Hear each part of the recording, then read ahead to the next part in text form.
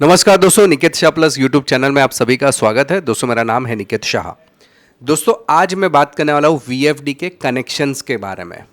हालांकि वीएफडी के अलग अलग प्रकार के कनेक्शन रहेगा, मैं आगे डिस्कस करता हूँ, लेकिन आज के इस वीडियो में मैं बता रहा हूँ कि ये वीएफडी से हम लोग मोटर को कैसे जोड़े, साथ ही साथ ये जो रिमोट कंट्रोल जिसको आप बोल सकते हैं उसको आप कैसे जोड़ सकते हैं वीएफडी के साथ में, उसका कंट्रोलिंग कैसे करते हैं प्रैक्टिकली हम लोग देखेंगे भी और उसको यूज़ करके भी देखेंगे। तो चलिए आज के वीडियो की शुरुआत कर लेते हैं। मोटर जो रहती है आमतौर पे 3 फेज़ रहती है, जिसके ज़रिए हम लोग वीएफडी को जोड़ेंगे और साथ ही साथ रिमोट कंट्रोलर से हम लोग जोड़ने की कोशिश करेंगे, जो कि एक नॉर्मल तरीके से जोड़ सकते हैं। हालांकि आप अगर कंट्रोल करना चाहते हैं तो यहाँ पे जो कीपैड के बटन से उससे भी कंट्रोल कर सकते हैं, लेकिन बार बार कीपैड से कंट्रोल करना मुश्किल हो जाता है, इसलिए हम लोग इस तरह से रिमोट लगा के हम लोग उसको कंट्रोल करते हैं। ठीक है, तो चलिए स्टेप बाय स्टेप इसको सीख लेते हैं। याद रखिएगा, वीडियो अगर पसंद आता ना तो अपने दोस्तों के साथ में ज़रूर शेयर करिएगा वीडियो को। चलिए वीडियो की शुरुआत कर लेते हैं। सबसे पहले वीएफडी का इस्तेमाल क्या है वो मैंने आपको 2 लेक्चर पहले हमारे यूट्यूब पे आप देख सकते हैं। 2 हफ्ते पहले का एक लेक्चर है वीएफडी का यूज़, उसमें मैंने इसका पूरा वर्किंग प्रोसेस समझाया, तो इस वीडियो में उसका टाइम पास नहीं करूँगा। ठीक है, अभी वीएफडी की बात करें तो वीएफडी देखने में कुछ इस प्रकार से है। अगर वीएफडी का आगे का ये जो पैनल है उसको मैं ओपन कर दूंगा तो अंदर आपको सब कनेक्शंस नज़र आएंगे और यहाँ से आप वीएफडी को हर चीज़ से कनेक्ट कर सकते हो। इस कनेक्शंस की अगर मैं बात करूं तो इस कनेक्शंस के अंदर आप देख सकते हैं ये जो 3 आपको कनेक्शन दिखाई दे रहे हैं, यहाँ पे हमारा इनपुट पावर सप्लाई जाएगा। 3 फेज़ का इनपुट रहेगा, इसको पावर सप्लाई 3 फेज़ का आपको यहाँ पे लगा सकते हो। फिर आप यहाँ पे देख सकते हैं दूसरे 3 पिन्स हैं जहाँ पे आप मोटर का कनेक्शन कर सकते हैं, 3 फेज़ मोटर का। नीचे अब ये ग्रीन कलर के 2 आपको पिन्स नज़र आ रहे हैं जो हमारे ग्राउंड या अर्थिंग के पिन्स हैं। इसके बाद ये जो 2 पिन्स आपको नज़र आ रहे हैं जो यहाँ पे डायनामिक रजिस्टर बैठता है, इस टाइप का एक रजिस्टर रहता है जो कि जिसका इस्तेमाल हम लोग कर सकते हैं बिठाने के लिए। यहाँ पे जो ये जो कनेक्शन है हमारे कंट्रोल टर्मिनल के कनेक्शन है, कंट्रोल टर्मिनल के ज़रिए ही हम लोग रिमोट को लगाते हैं। और साथ ही साथ यहाँ पे एक छोटा सा हिस्सा आपको नज़र आ रहा है जो कि कम्युनिकेशन पोर्ट है। कुल मिला के इतने कनेक्शन रहते हैं हमारे वीएफडी के अंदर। ठीक है, अभी सबसे पहले तो मोटर को कैसे जोड़े, तो अगर आप ध्यान से देखोगे यहाँ पे U, V और W लिखा हुआ है, T1, T2, T3 ऐसा 3 चीज़ें यहाँ पे लिखी हुई है। तो उसके ज़रिए हम लोग को मोटर को जोड़ना पड़ता है। तो जैसे मैंने पहला फेज़, दूसरा फेज़ और तीसरा फेज़ मोटर के साथ में लगा दिया। अगर हो सके तो इसके साथ में ग्राउंड का भी एक वायर लगाने का रहता है। ग्राउंड वायर अगर आप देखोगे टर्मिनल के बॉक्स के अंदर, मोटर के अंदर, तो इस तरीके से बॉडी ग्राउंड के साथ में उसको लगाया जाता है, सेफ्टी पर्पज़ के लिए रहता है। ठीक है, तो ये बहुत ही सिंपल कनेक्शन है, इसका तो कोई आपको प्रॉब्लम नहीं होगा क्योंकि साफ साफ लिखा हुआ है और इसी तरीके से आपको लगाना है। अभी बात करते हैं उसका जो इनपुट कनेक्शन है 3 फेज़ का वो कैसे लगाए। तो आप 3 फेज़ के जो वायर आएंगे उसको एमसीबी के साथ में लगाकर ये जो 3 पॉइंट्स है जो मैंने आपको पहले बताया, ये जो 3 पॉइंट है हमारे मोटर के और ये जो 3 पॉइंट आपको नज़र आ रहे हैं ये इनपुट सप्लाई के रहेंगे। तो इस तरह से इनपुट सप्लाई लगा सकते हैं। आपके घर का जो अर्थिंग है या फैक्ट्री का जो अर्थिंग है वो आप यहाँ पे आप लगा सकते हैं, ये इस जगह पे।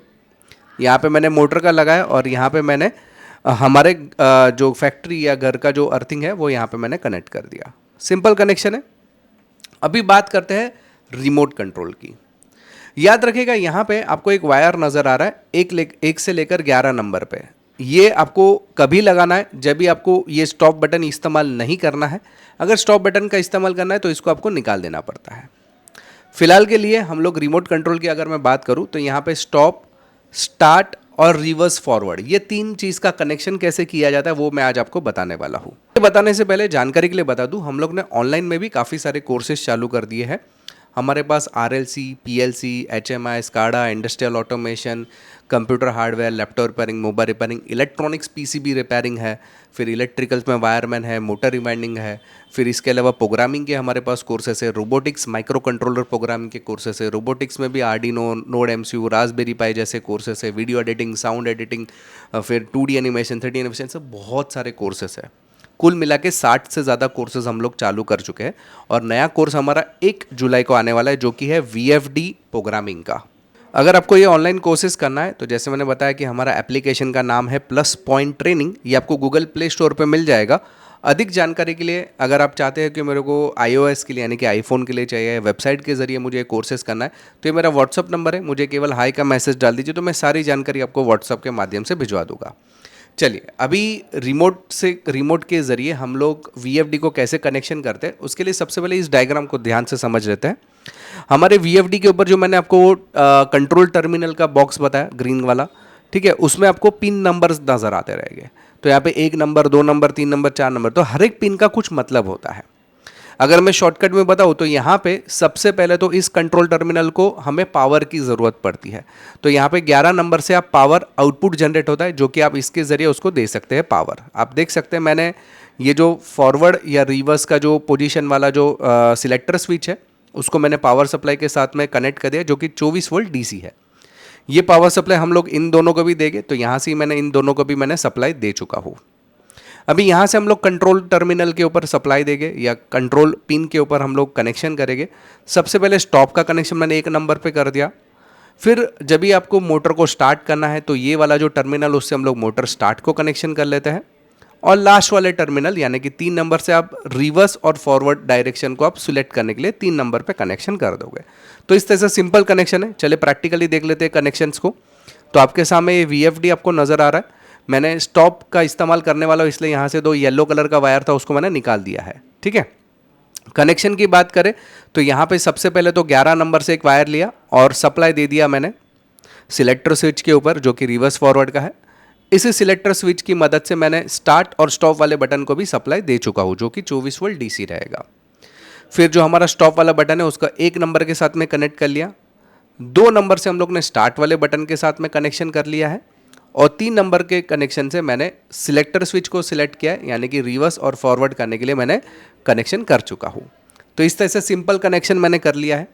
मैं आशा रखता हूँ कि अभी मोटर भी कनेक्ट हो गया है और रिमोट भी कनेक्ट हो गया है। इसके बाद हमें प्रैक्टिकल करना है, लेकिन प्रैक्टिकल करने से पहले आप डायरेक्टली इस तरह से प्रैक्टिकल जो मैं बताऊंगा वैसे नहीं कर सकते, इसको प्रोग्राम करना पड़ता है। यहाँ पे आप जो कीबोर्ड पे कनेक्शंस देख पा रहे हो उसके अंदर हमें बहुत सारी चीज़ों को चेंजेस करना पड़ता है, तभी जाके ये इसके ज़रिए कंट्रोल हो सकता है। तो चलिए, मैंने ऑलरेडी प्रोग्रामिंग करके रखा हुआ है, तो मैं डायरेक्टली प्रैक्टिकल आपको बता देता हूँ। अगर आपको एकदम डिटेल में जाना है प्रोग्रामिंग के अंदर भी, तो आप हमारे ऑनलाइन कोर्सेज ज्वाइन कर सकते हैं, जो कि 1 जुलाई से चालू होने वाला है। तो चलिए अभी प्रैक्टिकली देख लेते हैं। तो चलिए दोस्तों, इसका प्रैक्टिकल देख लेते हैं। मैंने ऑलरेडी प्रोग्राम कर दिया। जैसे ही मैंने सिलेक्टर स्विच दबाया तो आप देख सकते हैं फॉरवर्ड था पहले लाइट, अभी रिवर्स पे आ चुका है और फ्रीक्वेंसी जो है यहाँ पे 00 दिख रही है, इसलिए मोटर बंद है। मैंने प्रोग्रामिंग ऑलरेडी कर दिया, इसका प्रैक्टिकल देख लेते हैं। तो जैसे ही मतलब यहाँ पे ऑन का मैं बटन दबाता हूँ तो आप देख सकते हैं मोटर का जो है रोटेशन चालू हो गया, लेकिन ये फिलहाल ये रिवर्स पोजीशन में घूम रहा है। जैसे ही मैं सिलेक्टर स्विच को मैं चेंज करता हूँ, सिलेक्टर स्विच की पोजीशन में चेंज करूँगा तो ये फॉरवर्ड दिशा में चला जाएगा। आप देख सकते हैं फॉरवर्ड दिशा में अभी घूमने के लिए पहले स्टॉप हो जाएगा और बाद में अपनी पोजीशन चेंज कर दी उसने। तो इस तरीके से आप आसानी से प्रोग्राम कर सकते हो। डिपेंड करता है आपका किस टाइप का एप्लीकेशन है, उस तरीके से आपको प्रोग्रामिंग करना पड़ता है। हालांकि इस वीडियो में मैंने प्रोग्रामिंग नहीं बताया, आपको डायरेक्ट प्रैक्टिकल बताने की कोशिश करी हुई है, क्योंकि प्रोग्रामिंग बताता तो वीडियो काफ़ी लंबा हो जाता था। लेकिन आशा रखता हूँ कि आपको समझ में आया कि किस तरीके से कनेक्शंस किए जाते हैं और छोटा मोटा कॉन्सेप्ट जो है वीएफडी रिलेटेड आपको समझ में आ रहेगा। दोस्तों, अगर आपको ऑनलाइन कोर्सेज करना है जैसे मैंने पहले बताया, और वीएफडी का भी कोर्स हमारा 1 जुलाई से चालू होने वाला है, तो आपको हमारा एप्लीकेशन है प्लस पॉइंट ट्रेनिंग नाम का, ये गूगल प्ले स्टोर पर आसानी से मिल जाएगा। आप डाउनलोड करके इंस्टॉल करके यूज़ कर सकते हो या कोर्सेज को ज्वाइन कर सकते हो। अगर आप आईफोन या विंडोज़ के ज़रिए करना चाहते हो तो ये मेरा व्हाट्सअप नंबर है, मुझे केवल हाई का मैसेज डाल दो, मैं सारी जानकारी आपको व्हाट्सअप के माध्यम से भिजवा दूंगा। तो दोस्तों, आई होप कि ये वीडियो आपको समझ में आया रहेगा। याद रखिएगा, अगर आपको पसंद आया वीडियो तो अपने दोस्तों के साथ में ज़रूर शेयर करिएगा। अगर आप चाहते हैं कि आप प्रोग्रामिंग रिलेटेड भी मैं वीडियो बनाऊँ वीएफडी का, तो मुझे कमेंट में ज़रूर लिखें, तो मैं उसके रिलेटेड एक अलग से वीडियो बना दूंगा जिसमें वीएफडी प्रोग्रामिंग कैसे की जाती है उसको मैं डिटेल में एक्सप्लेन कर दूंगा। मैं आशा रखता हूँ ये वीडियो आपको समझा है। याद रखिएगा, अगर आप नए हैं चैनल के ऊपर तो सब्सक्राइब का बटन दबा के बेल का आइकॉन दबा दीजिए, ताकि मेरे जो भी नए वीडियोज़ आएगा उसका नोटिफिकेशन आपको जल्द से जल्द मिल जाए। चलिए, इस वीडियो में इतना ही। Thanks for listening.